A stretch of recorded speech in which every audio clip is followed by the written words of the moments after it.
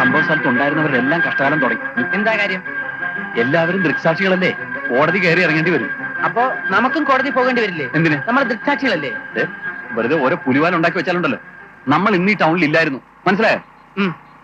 അല്ല വില്യം, ഇനി പോലീസ് പട്ടികൾ വന്ന് മണം പിടിച്ച് നമ്മളെ ഒന്ന് പിടിച്ചാലോ? ഒരുമാതിരി ചൊറിഞ്ഞു വരുന്ന വർത്താനം പറയാതെ മിണ്ടായിരിക്കും അവിടെ. അല്ല, ഇങ്ങോട്ടല്ലേ പോണ്ടത്? അല്ല, നമ്മൾ വീഡിയോ ഷോപ്പിലേക്കാ പോകുന്നത്. എന്താ കാര്യം? കാര്യമുണ്ട്.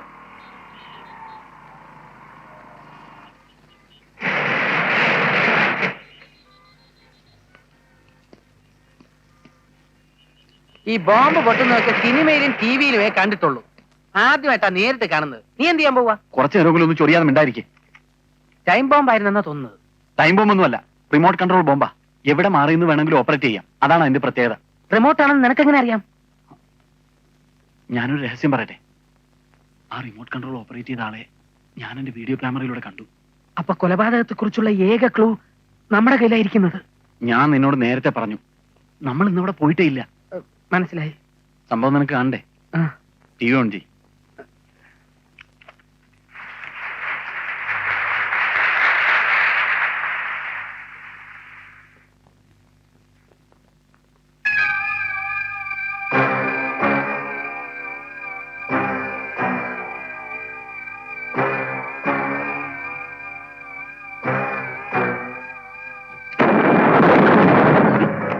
ഈ കാസറ്റ് നമ്മുടെ കൈ വെച്ചേക്കണ്ട. എന്ത് ചെയ്യാൻ പോവാ? എടുത്ത് കത്തിക്കളയാൻ പോകുന്നു. വല്ല തീവ്രവാദികളുടെ വെറുപ്പ് സമ്പാദിച്ചു വെച്ചാൽ നമ്മുടെ ജീവിതം തൊലഞ്ഞു. എന്തിനാ ഈ ഫംഗ്ഷൻ ഏക്കാൻ പോയത്? ഞാൻ അറിഞ്ഞ അവിടെ ബോംബ് പൊട്ടുന്നു. അതൊക്കെ ഊഹിക്കാനുള്ള ബുദ്ധി വേണം.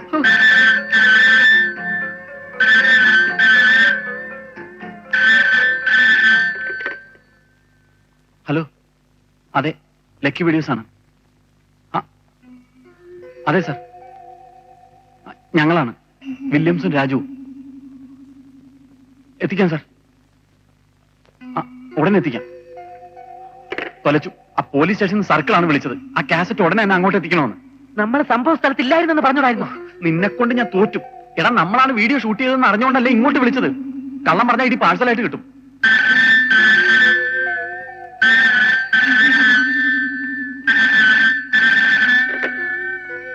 ഹലോ,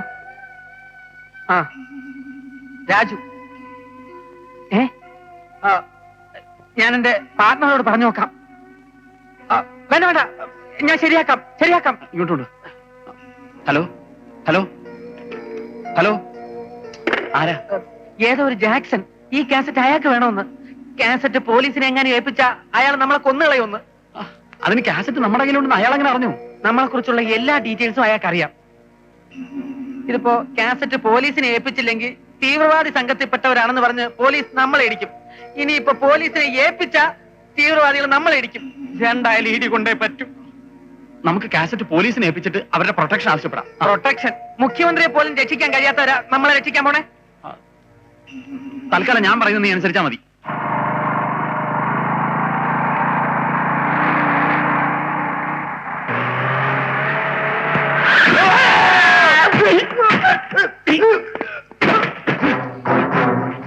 ഹലോ, എന്നെ മനസ്സിലായില്ലേ? ഞാനാ ജാക്സൺ. കുറച്ചു മുമ്പ് കടയിൽ വിളിച്ചിരുന്നു. പ്രത്യേകം പറഞ്ഞതല്ലേ ആ കാസറ്റ് ഞങ്ങളെ ഏൽപ്പിക്കാവൂന്ന്. അതിങ്ങ് തന്നേരെ. ഇല്ല, തരില്ല. വെയിറ്റ് തരും. ഇല്ല, കാസറ്റ് ഞങ്ങൾ തരില്ല. ഇത് പോലീസിനെ ഏൽപ്പിച്ചില്ലെങ്കിൽ ആകെ പുലിവാലാവും. അയ്യേ, ഏൽപ്പിച്ചാലാ കൂടുതൽ പുലിവാലേ. അതിങ്ങ് തന്നേക്ക്. ഇല്ല, കാസറ്റ് തരില്ല.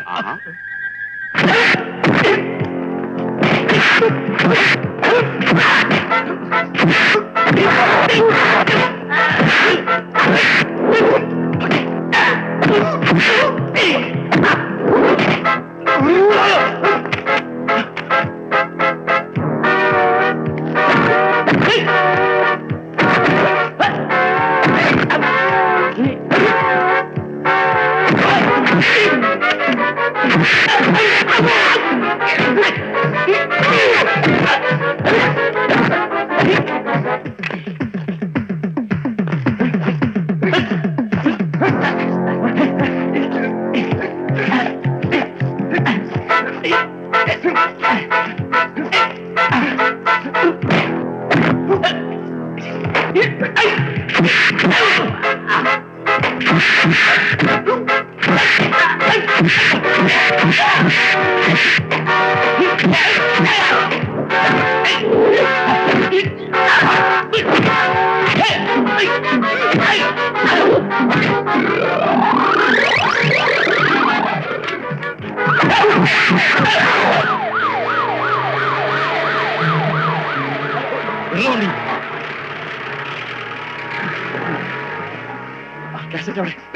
കാസറ്റ് എന്റെ കയ്യിൽ നിന്ന് പോയി. അവന്മാരത് കൊണ്ടുപോയിന്നാ തോന്നുന്നത്. നമുക്ക് പോലീസ് സ്റ്റേഷനിൽ ചെന്ന് വിവരം പറഞ്ഞു. നന്നായിരിക്കും. കാസറ്റ് ഇല്ലാതെ പോലീസ് സ്റ്റേഷനിലേക്ക് അല്ലാനോ?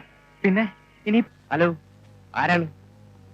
ഞാൻ ഹോം മിനിസ്റ്റർ കൊടുക്കാം സാർ. എറണാകുളത്ത് DIG ആണ്. എന്താ തോമസേ, എന്തായി? പോസ്റ്റ്മോർട്ടം നടന്നുകൊണ്ടിരിക്കുക. കഴിഞ്ഞാൽ 1 മണിക്കൂറിനകം റിപ്പോർട്ട് കിട്ടും. ബോഡി ഇവിടെ ടൗൺ ഹാളിൽ പൊതുദർശനത്തിന് വെക്കണമെന്നൊരു അഭിപ്രായം എല്ലാരും പറയുന്നുണ്ട് സാർ. ഏയ്, അതൊന്നും വേണ്ട. പോസ്റ്റ്മോർട്ടം കഴിഞ്ഞാൽ ഉടനെ ബോഡി ഇവിടെ എത്തിക്കാനുള്ള ഏർപ്പാട് ചെയ്തേക്ക്. എന്താ? പാർട്ടി ഓഫീസിൽ ഞാൻ വിളിച്ച് പറഞ്ഞേക്കാം. ആരെങ്കിലും കസ്റ്റഡി എടുത്തോ? പിന്നെ പോസ്റ്റ്മോർട്ടം കഴിയുമ്പോ വിളിക്കണം.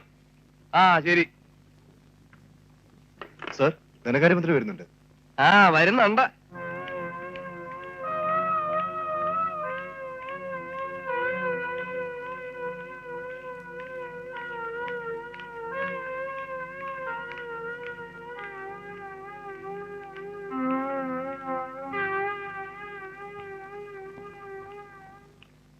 ഞാൻ കൊല്ലത്ത് കോപ്പറേറ്റീവ് ബാങ്കിന്റെ ഒരു ഫംഗ്ഷനിൽ പങ്കെടുത്തുകൊണ്ടിരിക്കുമ്പോൾ കളക്ടർ രാജൻ മാത്യു ആണ് എന്നെ വിവരം അറിയിച്ചത്. ഉടനെ പ്രോഗ്രാം ക്യാൻസൽ ചെയ്ത് ഇങ്ങോട്ട് പോകുന്നു. CM-നോടൊപ്പം ഞാനും അറ്റൻഡ് ചെയ്യേണ്ട ഫംഗ്ഷൻ ആയിരുന്നു. പെട്ടെന്നൊരു തലവേദന തോന്നിയത് കൊണ്ട് പോയില്ല. ഹോ, സാറിനെ കാണാൻ പത്രക്കാർ വന്നിട്ടുണ്ട്.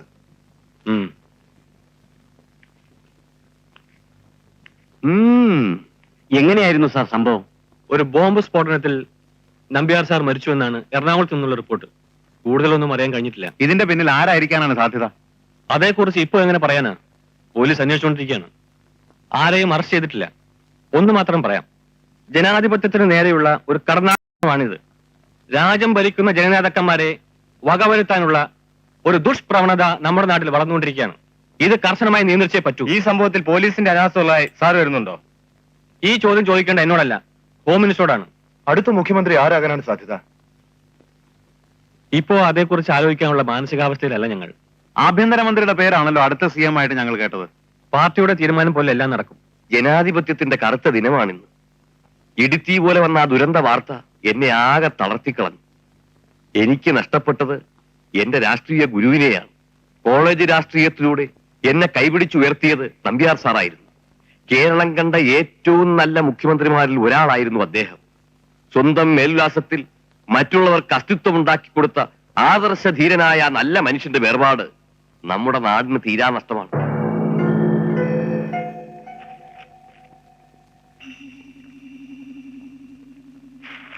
കാസറ്റ് നിങ്ങളുടെ കയ്യിൽ നിന്ന് നഷ്ടപ്പെട്ട സ്ഥിതിക്ക് ഇനി പുറത്തിറങ്ങിയ അപകടമാണ്. നമുക്ക് നേരെ പോലീസ് സ്റ്റേഷനിൽ ചെന്ന് ഉണ്ടായെന്താണെന്ന് തുറന്നു പറഞ്ഞാലോ? അതെ, ഉള്ള സത്യം തുറന്നു പറയുന്നതാണ് നല്ലത്. ചിലപ്പോ തെളിവുണ്ടാക്കി കൊടുക്കുന്നതിന് പോലീസ് നമുക്ക് പാരിതോഷികം വരെ തരും. തരും. അവര് തന്നെ എല്ലൊടിക്കും.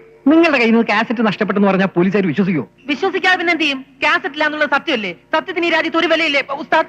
എടാ, വിവരക്കേട് പറയല്ലേ. ആരാ മരിച്ചിരിക്കുന്നത്? മുഖ്യമന്ത്രിയാ. പോലീസ് നാട് മുഴുവൻ ഓടി നടക്കുക. നിങ്ങൾ ഇപ്പൊ പുറത്തിറങ്ങിയ അകത്ത് പോയത് തന്നെ. ജാമ്യം പോലും കിട്ടില്ല. അല്ല, അപ്പൊ എത്ര കാലം ഇതിന്റെ അകത്ത് ഇങ്ങനെ ഒളിച്ചു കഴിയാമെന്ന? ബോംബ് വെച്ചവരെ പിടിക്കുന്നത് വരെ. അപ്പോ ജീവിതകാലം മുഴുവൻ നമുക്ക് ഇവിടെ ഇങ്ങനെ കഴിയാം. ഒന്നും മിണ്ടാതെ.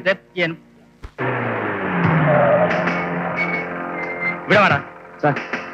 ഈ വീഡിയോ ഷോപ്പ് തുറക്കാറില്ലേ? ഇല്ല സാർ. അമ്മാരെവിടെയാ താമസിക്കുന്നത്? അറിയില്ല. അമ്മാരെ ഇവിടെ വണ്ടി.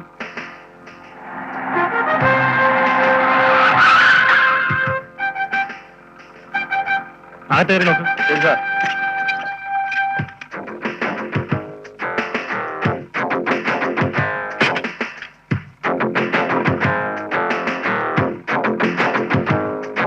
ആരുമില്ലേ? സാർ. വരും.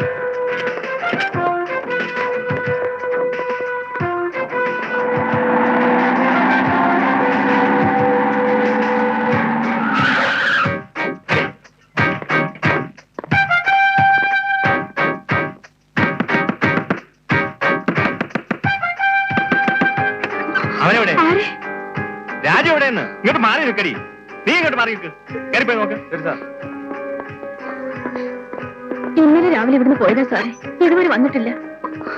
അല്ലേ കള്ളത്തരം പറഞ്ഞാലുണ്ടല്ലോ, അവൻ എവിടെയാ ഒളിപ്പിച്ചു വെച്ചിരിക്കുന്നത്? ഇവിടെയില്ല സാറേ. പിന്നെ എവിടെ പോയി? എവിടെ അവൻ പോയെന്നാ എന്തൊക്കെ ചോദിച്ചത്? ചെയ്തത്? അകത്താരും ഇല്ല സാർ.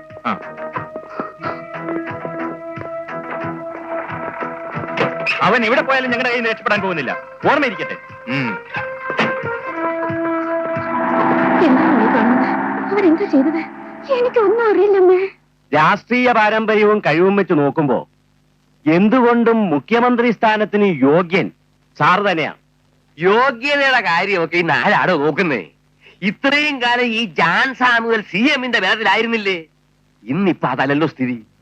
പോലീസിന്റെ അനാസ്ഥയെ പറ്റി പത്രക്കാർ ചോദിച്ചപ്പോ ഇയാൾ എന്താ പറഞ്ഞതെന്ന് താൻ ശ്രദ്ധിച്ചോ? ആഭ്യന്തരമന്ത്രിയാണ് ഉത്തരം പറയേണ്ടത്. അല്ലേ? അതെ. കഴിഞ്ഞ തെരഞ്ഞെടുപ്പിൽ ഇയാൾ എന്നെ പരാജയപ്പെടുത്താൻ പല കളികളും കളിച്ചു നോക്കി.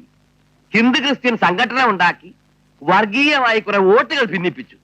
ഇതൊന്നും ഈ മധുസൂദനം മറക്കത്തില്ലടോ. അതൊക്കെ മാറ്റി വെക്കണോ മാടപ്പള്ളി? മരിച്ചത് മരിച്ചു. അടുത്ത മുഖ്യമന്ത്രി ആരായിരിക്കണം? ജോൺ സാമുവലോ മധുസൂദനോ? അതെന്താ തനിക്കൊരു സംശയം? കൂടുതൽ MLA-മാർ നമ്മുടെ കൂടെയല്ലേ?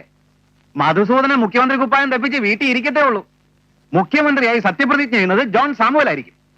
നമ്പ്യാർ സാറിന്റെ ചെയ്ത കെട്ടടങ്ങുന്നതിന് മുമ്പ് മുഖ്യമന്ത്രി കസേരയ്ക്ക് വേണ്ടിയുള്ള ഈ വടംവലി ആരെങ്കിലും അറിഞ്ഞാൽ തന്നെ മോശമാണ്. മനസ്സെന്ന സാധനം കൈമോശം വന്നവർക്കേ അതിന് കഴിയും. താനിങ്ങനെ നട്ടലിന് പകരം വാഴപ്പിണ്ടിയും വെച്ചോണ്ടങ്ങ് നടന്നോ? മുഖ്യമന്ത്രി കസേരയോട് എനിക്ക് വല്ല താല്പര്യമൊന്നുമില്ലടോ. മധുസൂദനൻ മുഖ്യമന്ത്രി ആവണമെങ്കിൽ ആയിക്കോട്ടെ. അങ്ങനെ അങ്ങ് വിട്ടുകൊടുക്കാൻ പറ്റില്ല. ഇവിടെ അടുത്തൊരു മുഖ്യമന്ത്രി സത്യപ്രതിജ്ഞ ചെയ്യുന്നുവെങ്കിൽ അത് ജോൺ സാമുവൽ ആയിരിക്കും. അതെ. എന്നിട്ട് വേണം നമ്പ്യാർ സാറിന്റെ കൊലപാതകത്തെ കുറിച്ചുള്ള രഹസ്യങ്ങളെല്ലാം വെളിച്ചത്ത് കൊണ്ടുവരാൻ. ആര് മുഖ്യമന്ത്രി ആയാലും ആ രഹസ്യങ്ങളെല്ലാം വെളിച്ചത്ത് കൊണ്ടുവരേണ്ടത് നമ്മുടെ എല്ലാവരുടെയും ആവശ്യമാണ്.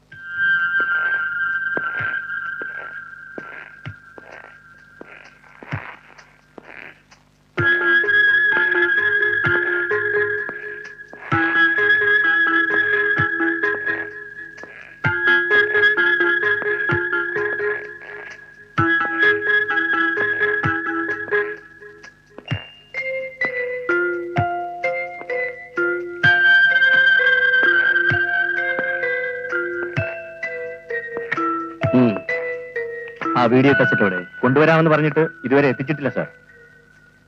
എന്താ കൊണ്ടുവരാത്തത്? അന്വേഷിച്ചില്ല അല്ലേ? അന്വേഷിച്ചു സാർ. അവരുടെ വീഡിയോ ഷോപ്പ് കൂട്ടിയിട്ടിരിക്കുകയാണ്. വീട്ടിലും അവർ ചെന്നിട്ടില്ല. അപ്പോ എന്റെ ഊഹം ശരിയായി. വാ. വാ.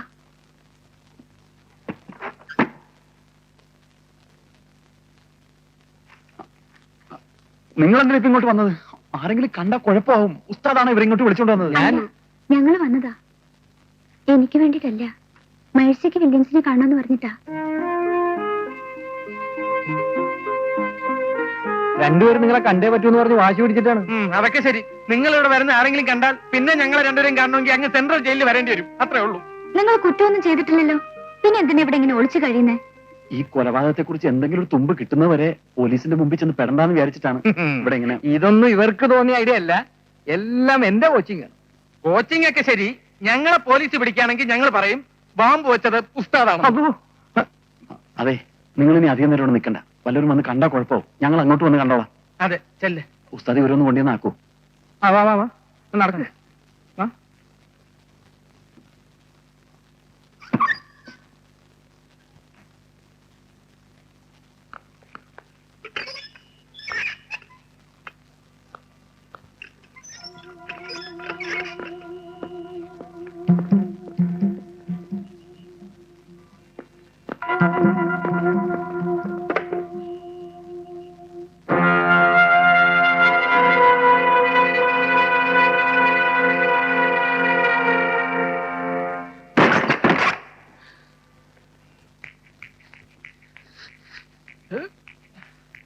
രാജു, പോലീസ് ഓടിക്കോ. പോലീസ് വരുന്നു. പിടിച്ചോ. രാജു വേണ്ട.